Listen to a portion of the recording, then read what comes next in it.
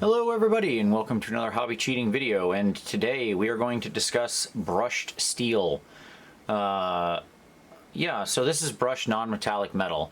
This is a pretty cool effect. It's a way that you can actually achieve both something that looks rougher, or you can achieve, if you take it farther, extremely high contrast sort of non-metallic metals. So we're just coming down to the home stretch on this guy. So here's what he looks like now, if you can remember from the last time you saw this guy. So obviously we've progressed some.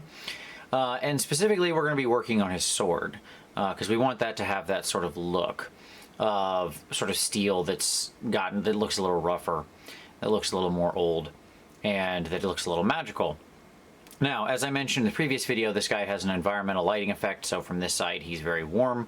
So for example, when we look at him up like that, everything looks warm and reflected. When we look at him like this, everything looks cold. And specifically what we're going to aim at is a sword. Something like this is what we're aiming for, but we're going to push it into the warm spectrum. So because this side of the blade is not near the firelight, so it's reflecting only the sort of cold ambient light that's coming from behind. Okay? So we're going to basically do what I did here, but we're going to do it on this side, and we're going to make it look warm. So in this case, I'm going to show you how you can achieve this. And the interesting thing about this particular effect is that you can, sorry, I didn't mean to shake everything there. My chair hit the table. The interesting thing about this effect is you can use a ton of different colors to get this done. You'll notice here I have a little bit of zenithal pre-highlighting. That is to say, I pushed up the area that I knew I wanted to be the brightest, and then a secondary reflection down here. Doesn't mean that's necessarily where we have to limit ourselves to. There can actually be advantages to not mapping our final highlights exactly to this. But I'm going to show you the basics along here. As a word of warning, this is a rather lengthy process. This isn't a quick thing, but I'm going to show you it to a simple level and then how you take it farther, because this can really break into sort of two patterns. And also I'll show you both the sort of quote-unquote quicker way, and then we'll do the long, and then I'll show you the long way as well. Okay, so I'm actually going to turn the sword like this. The first thing we need is we need a good spread of lights to darks, and these are my warm colors we're going to work in. I've got a nice warm gray here as well in my, to talk about colors I'm using. This right here is my scale color birch. Then we have some Miskatonic gray, which is a wonderful warm sort of gray color, because I want something that has that warmth to it. My various yellows and oranges here are what you saw last time, so some peanut butter and some orange from scale 75. As well, then I've got some black and white on my palette, both from Warcolors as well as some inks. Those are just standard black and whites from Warcolors and my Daler-Rowney inks. Okay. All right. So the real key to this effect is being able to draw lines. That's it. 90% of this technique of achieving this brushed steel thing is painting lines. Thin lines. They don't even need to be particularly good thin lines. You can kind of go nuts. So I'm going to do this first in my full steel colors, and I just realized I'm missing one. Sorry, my shadow color is also Abyssal Blue, which I just realized I need to refresh on my palette. I'm sorry. I've got a little bit of that and a little bit of scale 75 black leather. So that's a very nice, warm, purpley color, which is what we would get if we expose blue. This is the black leather, which is this right here, which is what we get if we expose some deep shadows to a warm tone.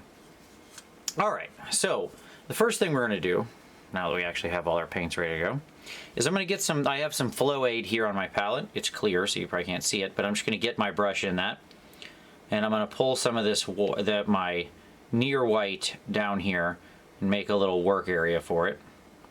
My palette's very full right now. I'm sorry, I've painted this whole model on this palette. I'm not changing it, so if I have to fix things, I don't have to remix anything. I have a bunch of different mixes and works in progress on here, so we're all just gonna have to deal with that. Okay. So, we get some nice flowing white, and the first thing we want to do is we want to sketch in where we want our lines to be. So, specifically, I know this area is going to be a highlight. As normal, we wick off the excess. And then what I'm going to do is I'm just going to start drawing some lines. Okay. You have to get down here on the bottom. Now, I'll want a secondary weak reflection. I know you can probably barely see that. So let's put one up here where so you'll be able to see it. And it's actually rather interesting to put it over darks as well, because I want a secondary small reflection up here. So all I'm doing is going like this.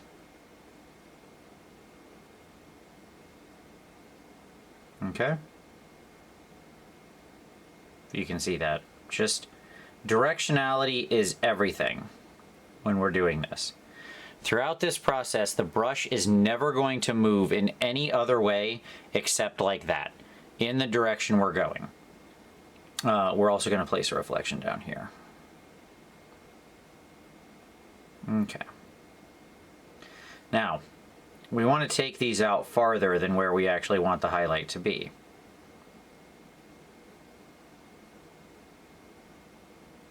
And we want to do it multiple times. So that is to say, I'm not trying to nail this in one go, okay? I'm letting it dry, and then I come back and I do different thin lines. Some are going to be shorter, some are going to be longer. Just a very sharp, thin brush that I'm doing these lines on. Okay? Pretty much that easy to start with. We'll take it a little farther there, a little farther there. Okay, great. I think everybody can achieve this so far. There's no magic. All right, so now I'm going to take my gray color here, my Miskatonic gray. Get a little of my flow aid, get an area of this to work with.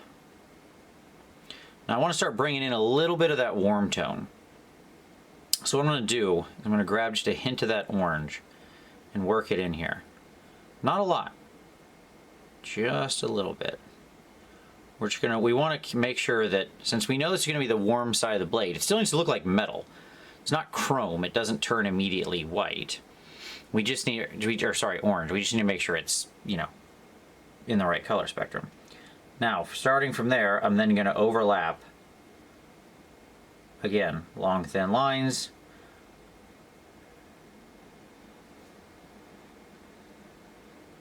Just lots of thin lines.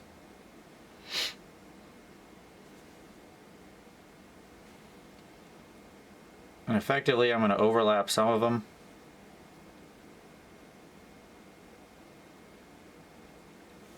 Some are going to be very short, some are going to be very long.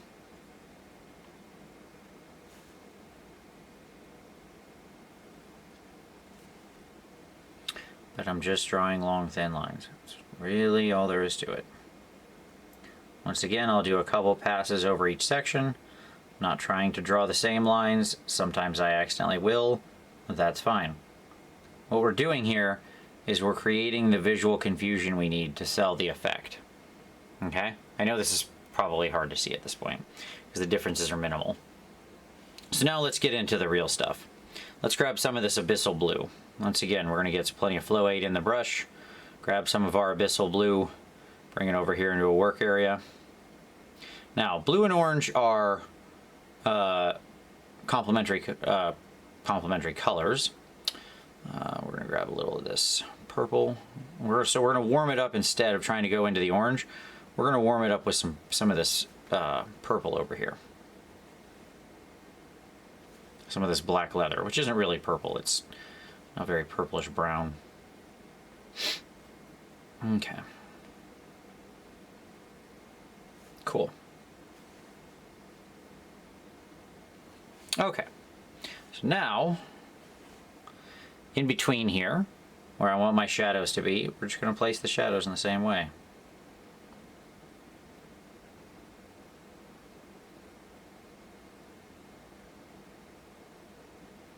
You can see how I sometimes get longer lines, sometimes shorter lines. That's all fine. Being careful is not advantageous here. Okay? Like, trying to do this well where you're like, okay, I'll make one sharp line, one sharp line, one sharp line. Like, if that's what you try to do, you're actually hurting yourself. You don't want that. This is meant to represent a random organic pattern. By trying to do it in some very, like, perfect ordered thing, you're going to destroy the very illusion you're trying to do. This style requires you to be messy. Okay? So, one of the problems I see a lot of people have is they try to make everything perfect with, like, when they're first laying paint down. They're like, oh, I gotta get my base coats just perfect. I gotta get everything right. No, you don't. Stop it. Stop wasting your life and your time. I paint my base coats so messily because they do not matter.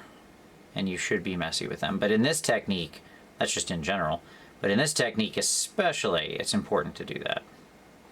Okay? So you can see now how we're getting this sketch of this light. Okay, now I'm going to grab a little bit of my black, which is my very darkest color here.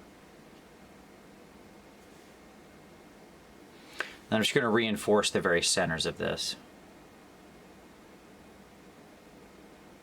Very tip there. Very tip there.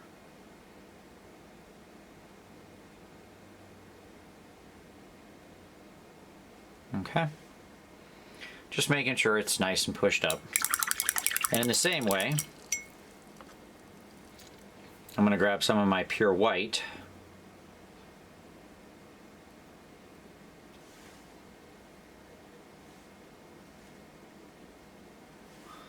And here in the center where I want the white to be, just start making some nice thin lines.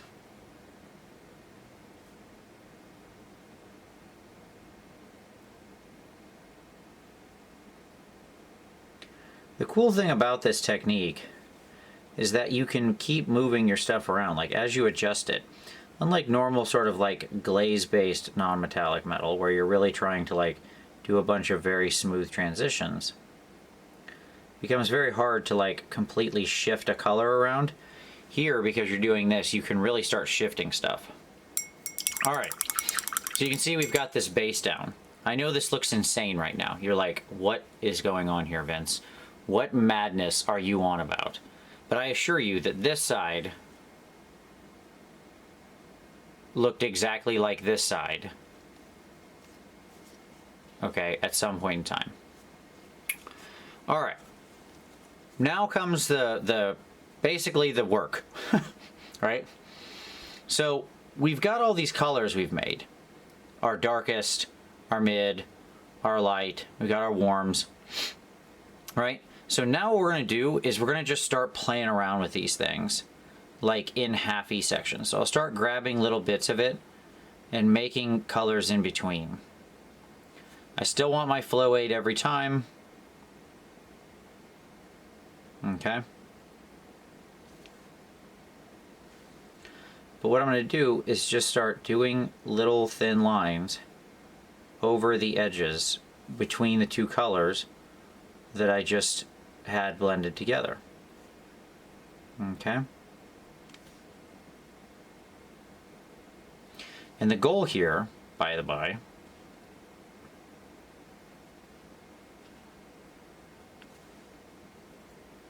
is to only slightly cover your previous work. Each time you're doing this, you're going to slightly soften. Some of the old lines will show through, some won't, because I'm not being precise about it. But each time I do it,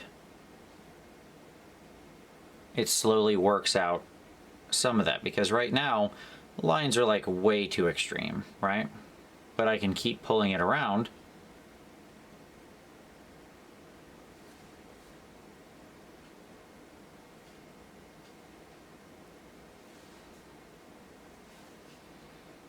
And slowly soften it through these additional lines. Each time, again, I'm pretty random. I'll push up into the color in different ways. I'll go over it multiple times. This technique is really just a lot of just drawing these lines over and over and over and over again. Each time you vary your color mix just slightly. So out here at the high point, take some of this, take some of my ivory, bring it into my gray here. But this time I'll grab a little bit of my yellow. Because again, I want to start working these light colors, the reflected color is going to show near the highlight. Like reflections show near, not off they show right off of the main light source. In other words, they're right beside the highlight. And if you think about it, that's pretty obvious. A reflective color wouldn't show in the deepest shadows because it's a shadow, and they wouldn't show at the highest highlight because the highest highlight on metal is white. It's just a pure reflection of light. It's the whole spectrum. And each time we just keep drawing it out. I will very rarely actually clean my brush as I'm doing this, by the way. Like, it's good to do it every so often because you don't want to ruin a brush. But it's much better if you just kind of know where you're going with your colors and you work your way up and down the spectrum. And so what ends up happening is, as I do this and just kind of freely mix and start pulling things together, what I get is nice overlap, just from a sort of loaded brush perspective, right? Like, it's not intentional loaded brush blending or anything like that. I'm just benefiting from the previous colors having some impact as they flow up. But all I'm doing is just repeatedly keeping these nice thin lines over and over again as I work up and down the spectrum. And by doing this, I can very slowly bring colors into the palette. So for example, if I want to work in a little more of this orange, we can grab a pretty orange-gray mix here. Can keep that with some flow aid. And then I can just very lightly get some nice thin lines of that in there. And suddenly that orange tone is going to be very soft, but it's going to be present. So it doesn't overwhelm. I don't have to try to figure out exactly what the glaze is, though I'll tell you the end of this road is in fact going to be glazing. It usually is. Almost all of the end of most roads with painting is glazing. Perhaps unfortunately, but it's usually the case. As long as we're using acrylic paints, that's going to be the case. If you start painting in oil paints, you don't have to do that as much anymore. Or at least not in the same way. So, you can see just feathering it out, bring in, there's no exact progression to what I'm doing here. I mean, you see, right? I'm just mixing these together, drawing lots of thin lines. If I see something that looks off balance, I make it a little lighter. If I see something that looks too light, I make it a little darker. And I just keep pushing it back and forth. And by doing this, what we effectively get, you can see how that's starting to come together, right? Like, I would like you to right now squidge your eyes, like squint your eyes and look at it. And if you squint your eyes, it should basically look like sort of a non-metallic transition, right? Now, let me talk about for a moment where you can take this, okay? There's a couple different options going forward. Like when you kind of create this, one of the other options, if you don't want to do the lots of like thin hashes techniques, is to be more pronounced about it. So I'll show you what that looks like real quick, because it's not going to hurt me to add it into this. If I wanted to instead have some very strong lights, what I would do is I would trace, like along my high highlight here, I would trace one dominant line here, and then a secondary line here and here. Like, so in other words, you're making like a very dominant light point, right?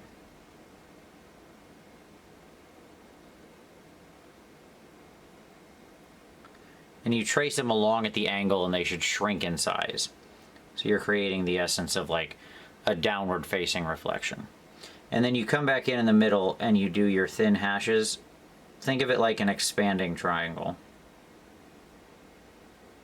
Right? So as I'm going up, it's spreading out. Okay. That gives me that kind of a reflection there. Like it's a much more focused reflection, you can see. Now, the next thing you can do, and I'll do it here in the middle, is we grab a bigger brush and we're going to make a glaze out of something in the mid-tone area. So I'll grab a little bit of my Miskatonic gray, mix it with a little bit of my darker color here. Yep. Okay, and then we pull that toward the shadows. And we're going to go completely over top of them. All right.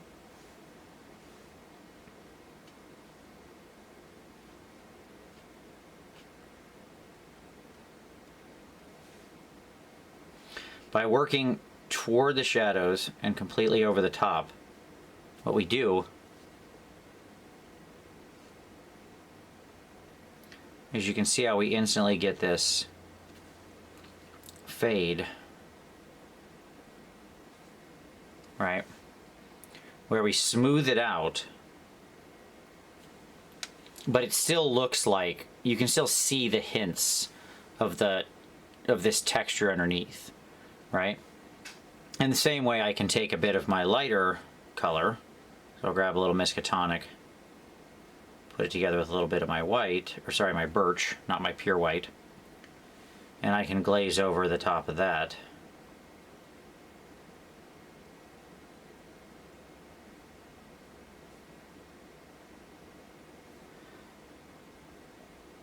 And in that way, I can make it so, again, those light lines are still visible, right? But instantly, I've smoothed out this blend. You notice when I did the lighter ones, I pulled towards the light. When I did the darker ones, I pulled toward the shadows. The tip of my brush needs to end at the type of paint that I have on my brush. If I have a light paint, I want to end toward the light. If I have a dark paint, I want to end toward the dark, right? Because that's where it's going to deposit the majority of the pigment. Okay? So from here, you could glaze in other colors. It's really just a matter of applying a few glazes until you smooth out your lines. Effectively, what you want to do, depending on how high you want to take this, is it's a question of exactly what are you after. What I mean by that is like, how tight do you want this steel? Like I can take some of my orange and bring it in here. Orange is a very powerful color, so it doesn't take much. It's extremely thin. But you can see it still has a very significant effect. So I can bring my reflections in.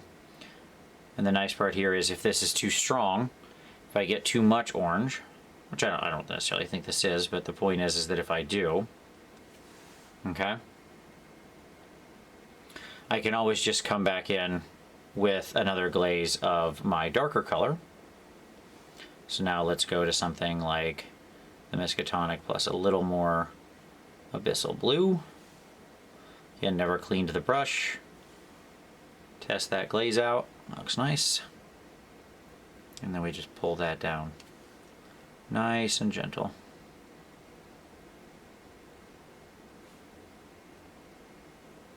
Okay, and we can knock back some of that orange.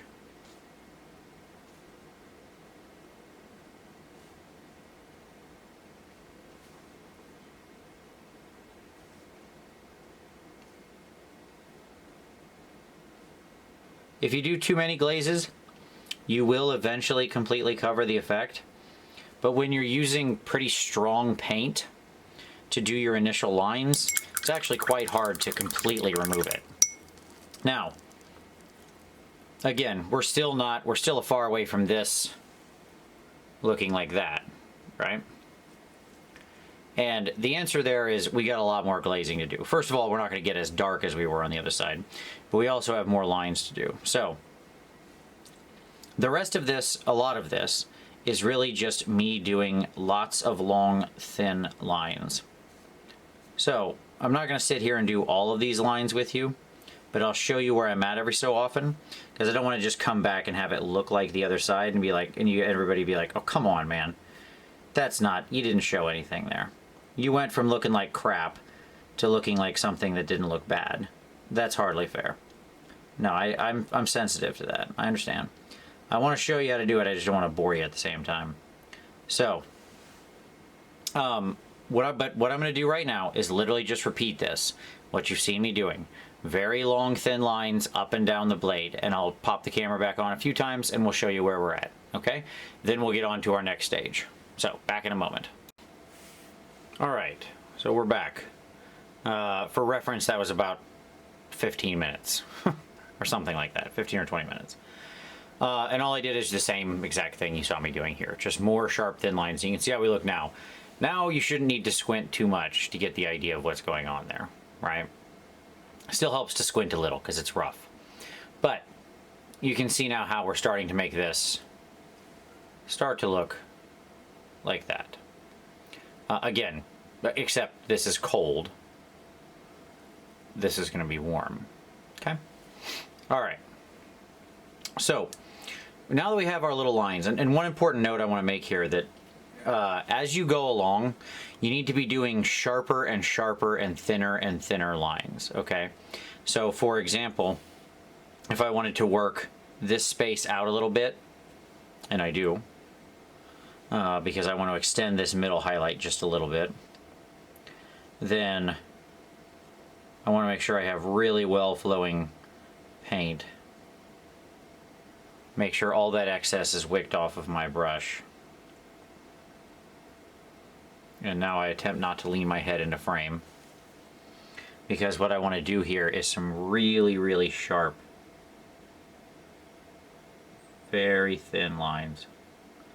Probably so thin that they're not really going to show up on camera, but I want to give you the idea of what I'm doing.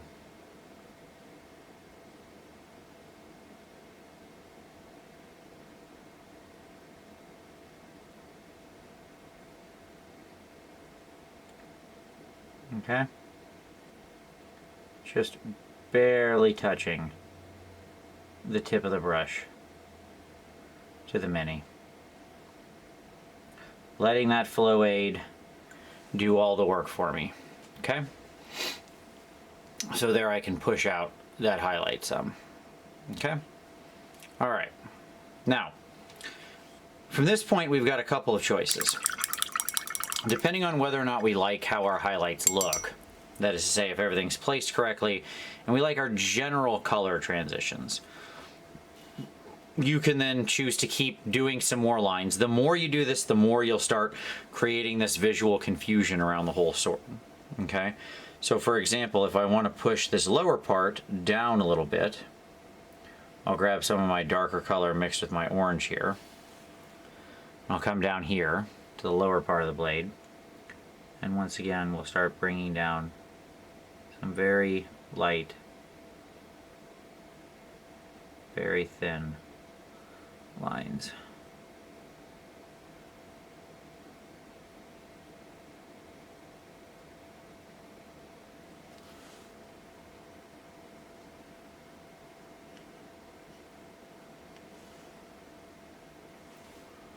Again, not cleaning the brush, just making sure I've got my flow aid.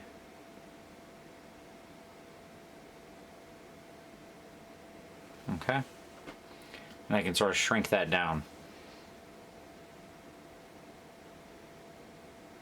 Very sharp, very thin. Now, the rules still apply here, so you want to make sure your highlights are traveling in the correct direction. So for example, here this guy's lit from below, so the broader highlight should be up top, like around between the curvature of the blade and where the light is coming from, which is this angle here. It's coming up in this direction. We want this highlight to be broader at the top than at the bottom. So we can, you know, fix stuff like that. can take my brightest mix here. And I can get some real nice, yeah, okay. The shadow of my head, my giant head is in frame, but not my head, okay.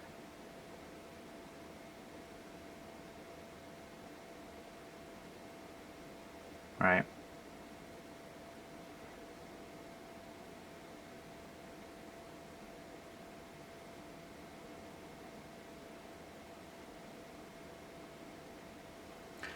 So I can keep pushing out those upper ones. And again, the trick with this is every time we add another set of little thin lines in this sort of random pattern, we create this visual confusion. If I get my head real close, like I can still see the lines, but from a distance, they become difficult to make out the more you apply. All right. But effectively what I've done is just a lot of mid transitions. I keep mixing my different colors together. I keep applying little sharp thin lines over everything here.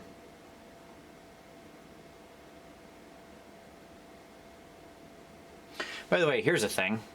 The reason I turn the Mini around and paint like this, and like, by the way, when I'm painting normally like off camera, the reason this is, I can't do this whole thing on camera, is because I actually hold the Mini really close to my torso back here off camera to do this, and really close to me, because what I'm doing is I'm holding the brush like this, like a very tightly gripped pencil. And this doesn't make for great, one of the big challenges of recording stuff like this is that when you're painting so small and so delicately, like this is how I'm doing my painting, and I have both my arms locked to my side, and because of that it's very hard for me to show you what I'm actually doing, because I can't do the same thing out here at an angle you can see that I can do with my arms locked to my side.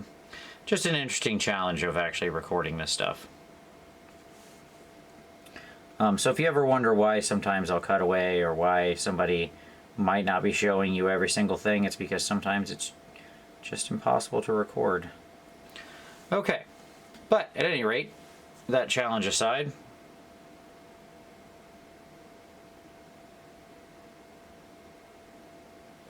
okay, I'm gonna keep, like, I will fiddle with this forever all the way until the end, by the way, because I won't be exactly happy with how bright something is, or how dark something is, or whatever.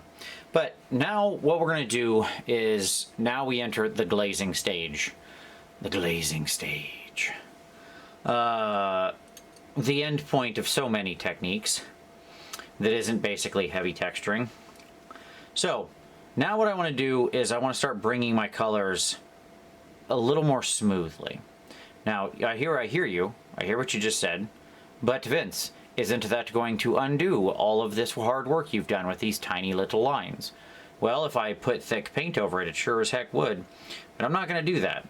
Instead, we're going to use all the colors we've already used, and I'm going to control some very thin glazes here. So, we're going to get some of my abyssal blue.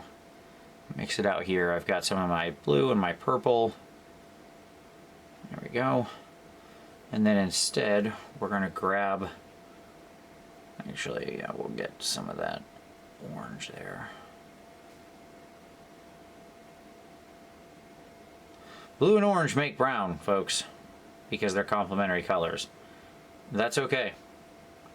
That's what we want here. Okay. I'm going to test it on the back of my hand, where I've got light, nice white paint. I want to do a video about why the first thing you should do when you're painting is put white streaks on the back of your thumb.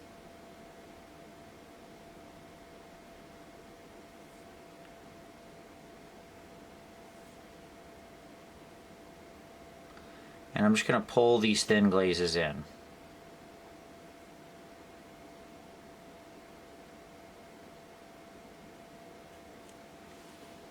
Okay.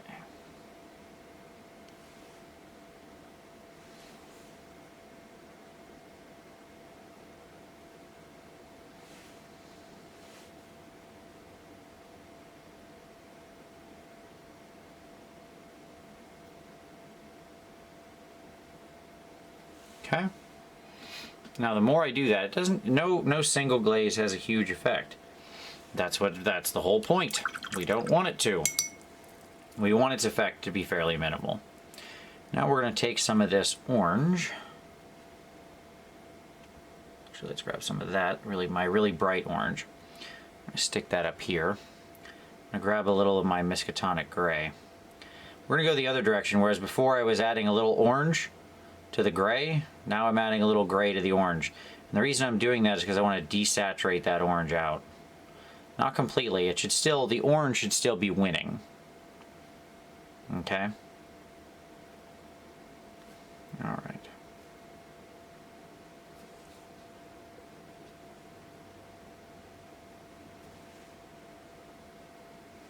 Nice. Alright, very thin. We test on the back of our hand. You can see that's still quite strong, but that should do fine for our purposes. And now what we're going to do is we're going to pull it back, create that reflection. I'm going to void out the brush, and we're going to just smooth it out.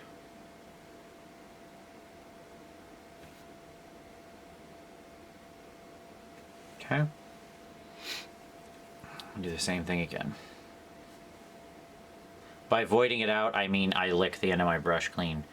You can just keep a wet sponge next to you if you don't like the idea of licking your brush. But we're just applying that thin glaze. Void that brush, and then we just draw it down. Notice I'm still traveling with the brush stroke in the direction that I did the rest of my work in here. I am not changing my directionality, and that's very important. Everything you do when you're doing this technique needs to travel in the same direction. Everything. Every touch of the brush to the miniature should travel in the same direction. Because if it doesn't, you will destroy the illusion. Having all of these similar directionality, like, it matters. It matters for how your paint gets read by the eye.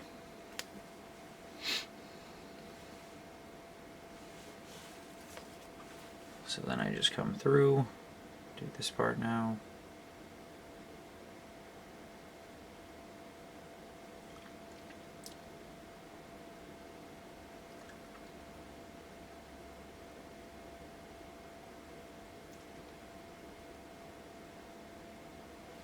Okay, as you can see how we're getting that nice warm tone across the blade, and the more I do this, the more it hides some of those transitions.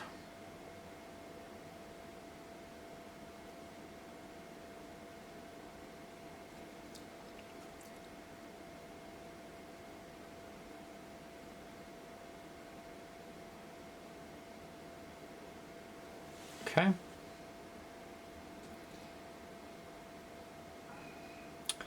All right, so now it's just a matter of playing with it some more. So looking at it, we probably want to get a little more yellow tone in near the light. Like, the highlights are still a little too cold and white. So what we're going to do is we're going to take a little bit of our birch here, mix it with probably an equal amount of our yellow, maybe a little more. Our peanut butter.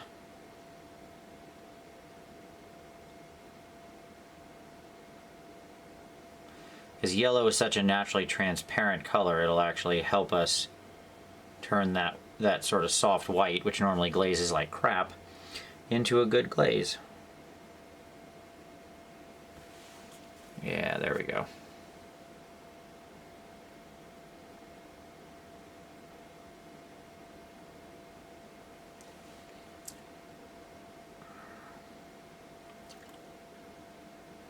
Dish soap. Flow aid is basically dish soap. So when you void your brush on with something that's got a lot of flow aid in it, tastes like dish soap. That's probably good for you to eat.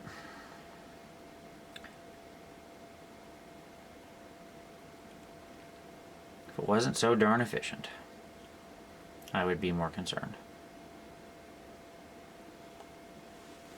But you can see now how we get that soft yellow right near the highlight. Yeah, there we go. That's what we want. Okay. The trick with all non-metallic metal is that it usually comes together at a certain point. You just kind of have to trust it up to that point. You do it enough times, you just have to believe that it will eventually start looking like not crap. Sometimes you're right, sometimes you're wrong, but that's okay.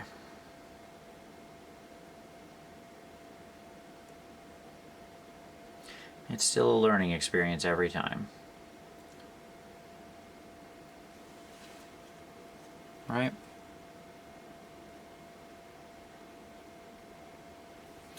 By adding these repeated glazes, you notice, by the way, that I'm like, so this yellow, when I want it focused near the highlight, glazes will always be more impactful over lighter colors, right? Like a glaze does nothing if you put it over black, right? It just doesn't do much of anything. So when I'm doing this, I'm starting in the bright color, but then dragging it away towards the dark. But I do take it all the way into the dark because, well, I shouldn't have said it does nothing. It does very little, but it doesn't do nothing.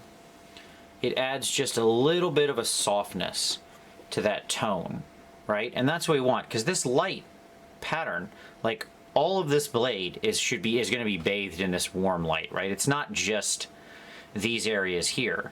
So the eye can perceive a lot more nuanced tones than we're generally aware of. Like, that is to say, your brain is perceiving a lot more than you're consciously aware of. Your unconscious mind has like 200,000 times the processing power of your conscious mind. So as a result, your eye is getting a lot of information. It's not bothering to tell your conscious brain, but it's there. And when something is correct, your brain goes, yep, that's right. No need to, I can keep moving. Everything looks right here. No need to get stuck on this. We're fine. Everything is exactly what I would expect. And you only notice it when it's out of place, when you don't see that slight tonality there or something like that, if there's a false situation that's been created. So us doing these orange, like right now I'm just doing a nice thin orange glaze over the deepest part, just to make sure that everything gets nice and warm. Again, it has very, very, very little effect that you can even perceive, but you didn't notice it, but your brain did. Okay. All right. So you can see now where we're at here with this. Okay. Now, I'll glaze this for a while in a couple different ways. I'll probably glaze a little dark spots in here, just to kind of smooth this out a little bit, that kind of stuff. Just very gentle, light glazes. One of the nice parts about working in both these orange, yellow, brown tones and even these like soft blue tones is they're naturally very transparent. So it's pretty easy to glaze with them. When I want to rebuild up my white, which I'll talk about here, okay, what I do is I come back in with a little bit of my sort of near white. If I feel like I need to do a little more work with that, I'll come back in with that. Okay. So I'll come back in with that and I'll reapply my very thin lines. Okay. Now they're going to be out of place here initially, but it's a really good way of reestablishing where exactly I want my light placements.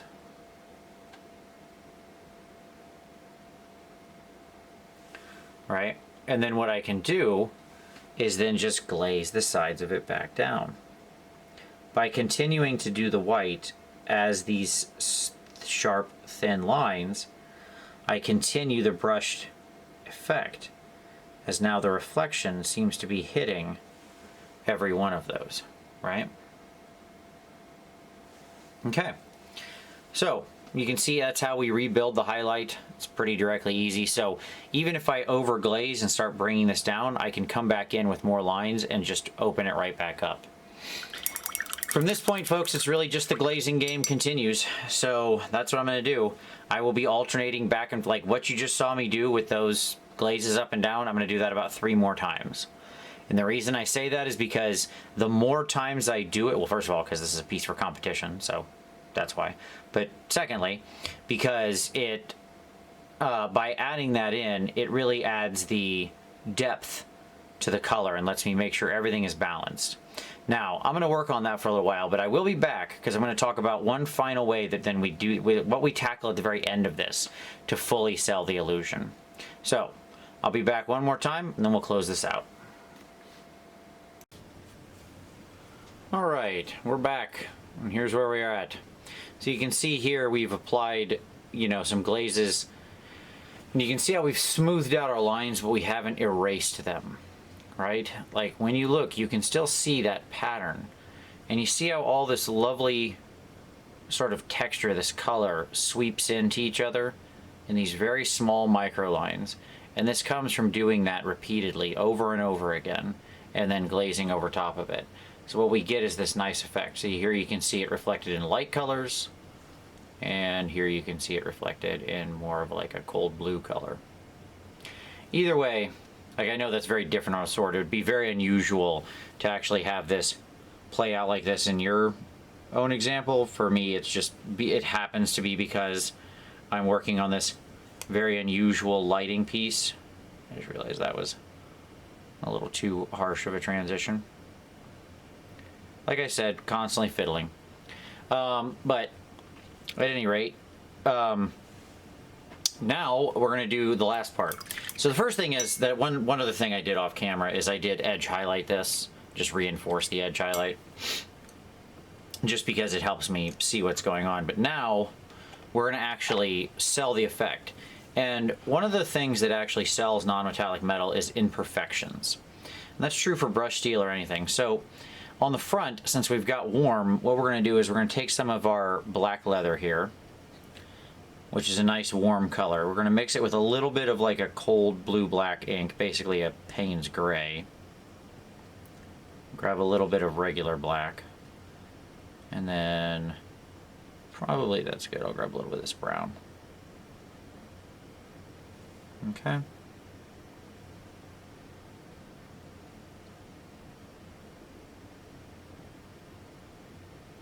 All right.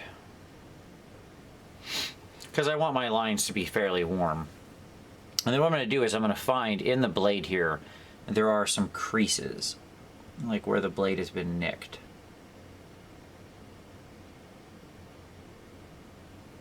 And I'm just going to very lightly fill in those nicks.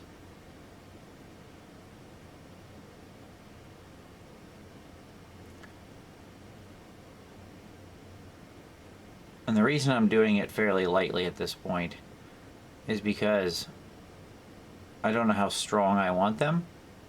It's easier to make them stronger once I'm, when I'm going back, than it is to undo them. So we keep it nice and sharp, nice and light. And then what I'm doing is going back and reinforcing just the top. So that's the strong part of the nick, right? Then what I want to do, once I have these in there, is, in this case, my light reflection is coming up from this direction, right here. So the light should be caught on the back side of it. So in this case, since we've got a warm light, we're going to take a little bit of our white, get a little flow aid in here because we need this to really move, because we need hyper sharp lines. We're going to take a little bit of our yellow in there.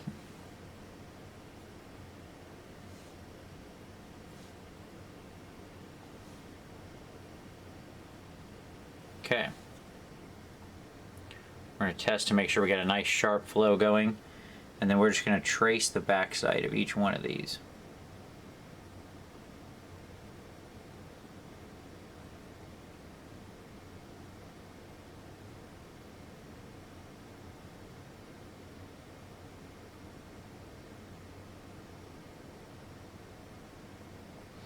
very lightly.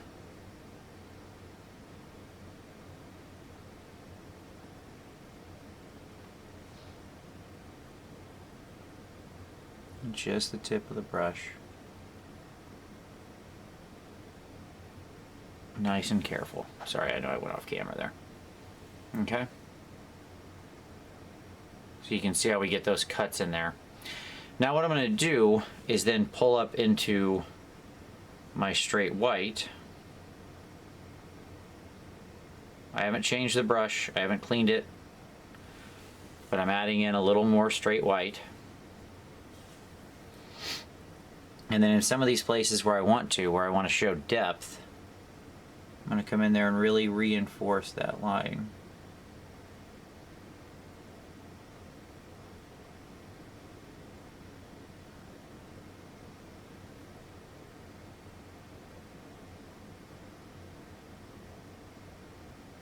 Especially up at the top where the light would sparkle a little more. We want to catch it nice and strong up there.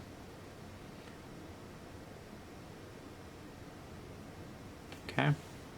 Sometimes if they're at a weird angle, we can go ahead and get both sides, and that's okay. We just need to make one side stronger so we can have a little bit of a double cut. Because like the light would kind of be caught a little on both sides of it. That's fine.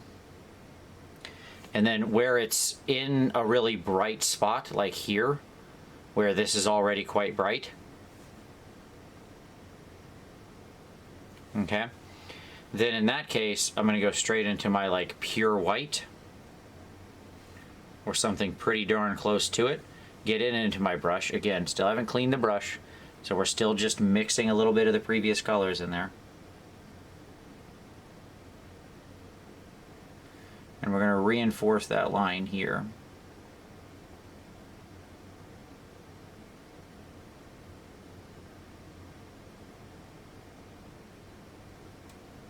And we do that so that we get that nice effect there.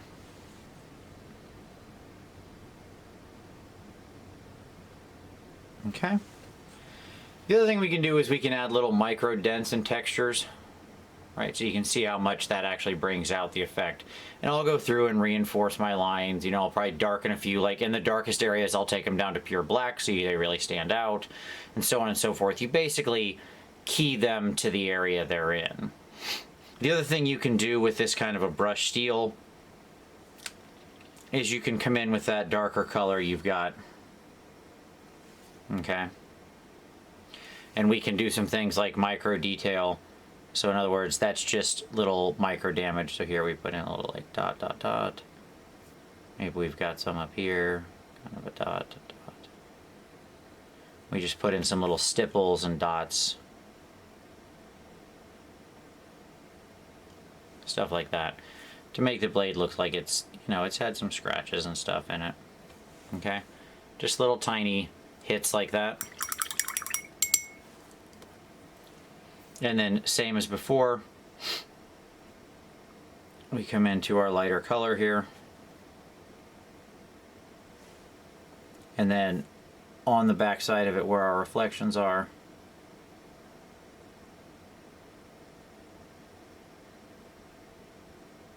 we go ahead and hit those to show the other side of it. Okay.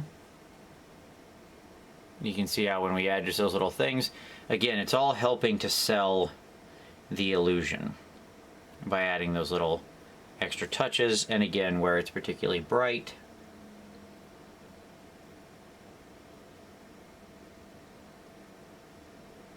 I can go into my pure white and really kick it up if I want to.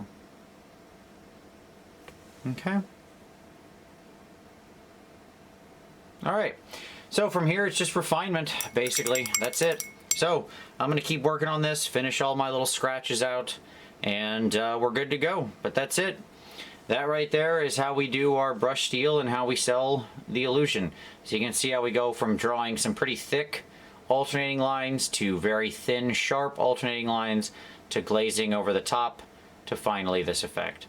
I think it's a cool looking effect. You don't always have to do it like here. I'm doing the reflections kind of broadly. You can do lots of little sharp reflections. Like when you're doing this because you're controlling it with lines and you're not glazing until the end when most of the undershading's done, you can really play with this. You can have one broad highlight in the middle and go like way out, and then, you know, run most of the blade quite dark and then rely on the chips and scratches to do it. There's lots of different, like this sword is actually quite big. That's why I picked this to do this example. But you can do this on normal size swords as well.